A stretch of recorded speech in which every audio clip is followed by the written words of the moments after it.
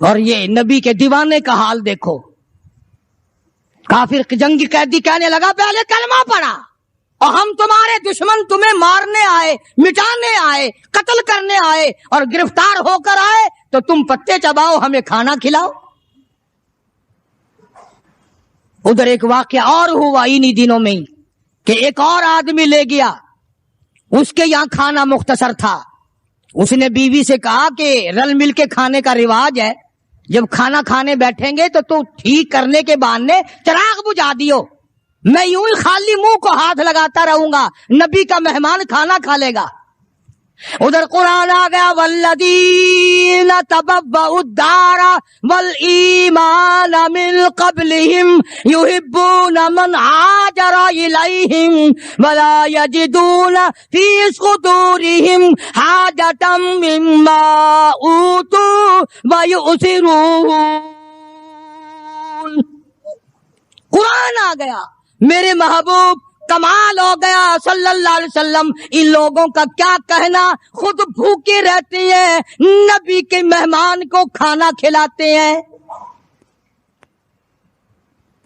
مسلمانوں کا حال تو یہ ہے, دیکھا برف کم ہو رہی ہے, پرلے پھٹے پہ برف نہیں ہے, پیسے بڑھا دیے, جا تجھے پتا نہیں ہے پرلے پھٹے پہ ختم ہو گئی ہے. آگے پیچھے اگر 1 روپے کے 4 نیمبو بکتے ہیں تو شام کو رمضان میں روزے کی وجہ سے روپے کا 1 کر دیا. تو نے تو کمائی شروع کر دی, خدا نہیں دیکھ رہا. تجھے کیا پتا ہے یہ کمائی تیرے اوپر بدن پہ لگے گی یا کفن پہ لگے گی یا دوا پہ لگے گی, تجھے کیا پتا ہے؟ یہ کمائی ہے کوئی مجبور سے کمانا, رمضان المبارک کے احترام کو ٹھکرانا ہے. یہ جتنی بھی کھانے پینے کی چیزیں ہیں, میری بات نہیں ہے, نبی کی بات ہے.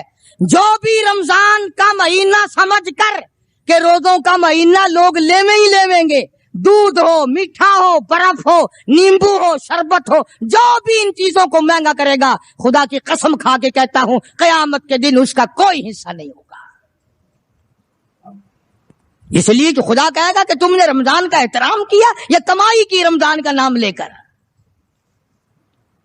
اس لیے آج کی تاریخ میں یوم بدر ہوا, صحابہ کرام کامیاب ہوئے, محمد عربی صلی اللہ تعالی علیہ وسلم سر بلند ہوئے, اللہ کا دین بلند ہوا, اللہ کے دین کا جھنڈا بلند ہوا, اللہ کی توحید کا جھنڈا بلند ہوا, خدا کا قرآن اونچا ہوا. آج کے دن 17 رمضان المبارک کو میدان بدر میں مسلمانوں کو اور اسلام کو فتح ملی. یہ سب سے پہلا جنگ ہے جو کفر کی کمر ٹوٹی. ایک بات اور کہتا جاؤں چلتا چلتا, بری تو لگے گی, یہ سب نبی کی برادری تھی, یہ سب نبی کے تائے چچے تھے. 13 برس تک ان کو سمجھایا نہ مانے. جب تلوار گردن پہ پڑی نا پھر ان کی کھوپڑی سیدھی ہوئی. پٹائی کے بغیر آدمی سیدھا نہیں ہوتا.